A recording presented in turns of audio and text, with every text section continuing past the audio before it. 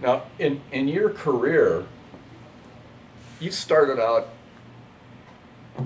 one track mono, Yeah, and yeah. and now what are you working on now?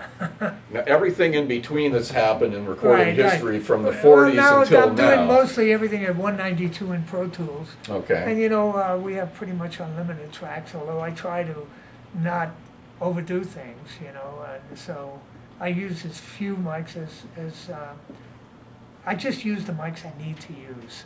You know, I don't overdo things. I don't over mic stuff. So, you know, you don't wind up using tremendous amount of tracks.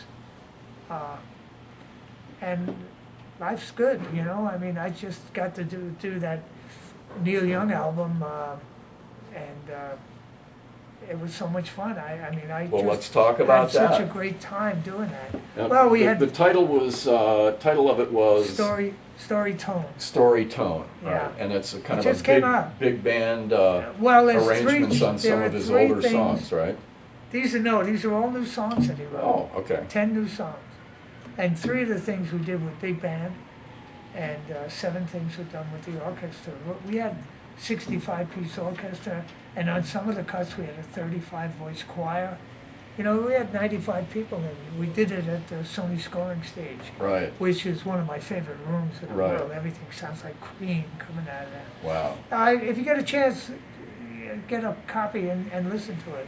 Well, I'm I'd a be big Neil interested in fan. I just haven't what got you that think? yet. Yeah, it's totally different than his other stuff, and he sang live right with the orchestra again, which was pretty cool, I thought. And that's a challenge Yeah, too, it's a right? challenge. Some of the stuff, some of the takes were direct fret from the monitor. That was the master. Well, let me go back to the digital and analog thing, because I mean you've Yeah. came out of the analog. You Right. were there when digital was introduced. Right. You were probably I hated it. I was going to say you probably weren't a big fan of it No, at no. first, but you know, how has it evolved now to the point where you're okay with it? Oh, the quality is so good now. And I got to tell you, lots of times we'll bring an artist in, and we'll record on tape and at 192. And Steve Genowick, my assistant, most of the time, he can set it up so he can switch back and forth. And half the time, more than half the time, they can't tell the difference. So if the artist can't tell whether it's tape or whether it's digital, it is really good now. And you know, we take tapes up to Doug Sachs, and we take the digital 192 up, and sometimes we'll master some of the cuts from the analog and some of the cuts from digital. Whichever sounds the best. Whichever sounds and works the best, and I always leave that up to Doug.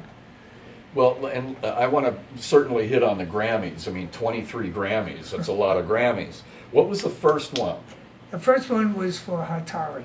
Right. The first time I got The John nominated. Wayne movie. Yeah, the first Yeah. time I got nominated was for Breakfast at Tiffany, and everybody said, "You're going to win, you're going to win, you're going to win," and I didn't win. Who won?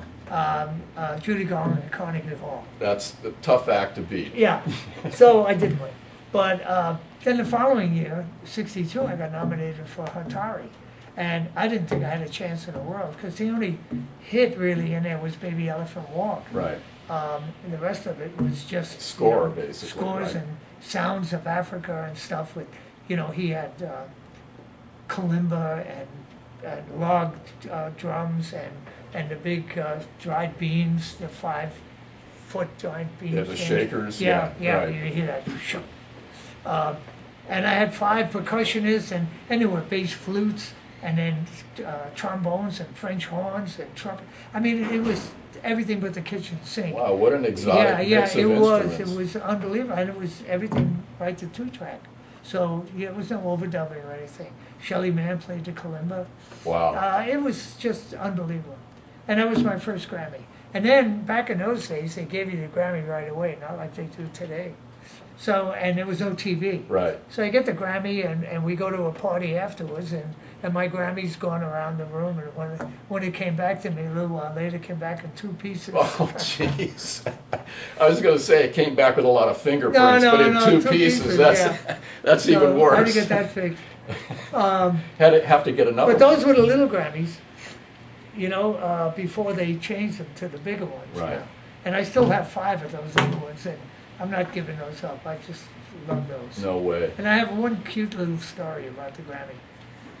My grandson was 5 years old, and 6 years old, and he's in school in Las Vegas. And we're going up to see him. And he gets on the phone with me and said, Graham, when you come up, could you bring a Grammy for show and tell? And I said, sure. So I get to the class, and a bunch of little kids there, and I got the Grammy, and I hand the Grammy, and they're looking at it and passing it around. And they're asking me, do you know Madonna? Do you know this one? Do you know that one? Michael Jackson? Have you ever worked with her and all this stuff? And we're talking, and the kids are so much fun. And then from the back of the room was one kid, and he said, my dad's got one of these. And I thought, wow, how unusual. Who's your dad? So, no, I didn't say, I said, oh, that's amazing. I said, what did he get it for? He said, bowling.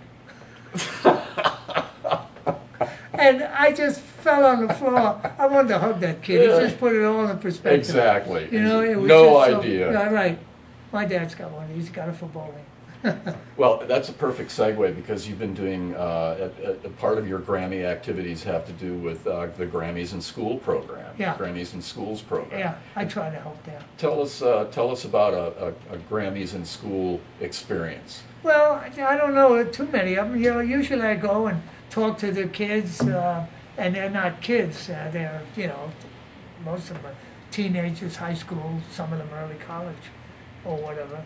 And, they asked me questions about, what was it like to work with so-and-so. And there was nothing, there isn't anything that I could say is funny. It's just a great thing for me because, when I see the expression on their faces, when I tell them something and they get it, it's like, wow, this is pretty cool that I'm able to do this, So I didn't go to college because I got in the record business before I had a chance to go to college. So, it's pretty cool. And I love to teach. I go over and teach 1 week a year in France, in Provence, mixed with the Masters. I go over there for a week, and we usually have 15 engineers from all over the world, China, Poland, Argentina, Brazil. They come over, there's usually 15 each time, and they come to learn my techniques on how I record stuff and how I do things, and that help them with what they're doing, and it's unbelievable. Well, you're bringing up the next generation of engineers. And some of the guys, these guys all make their living as engineers in their country. And some of them are in their 50s. Some of them are young, some of them are right up there. But they want to learn how I do things, and they want to learn how to get better.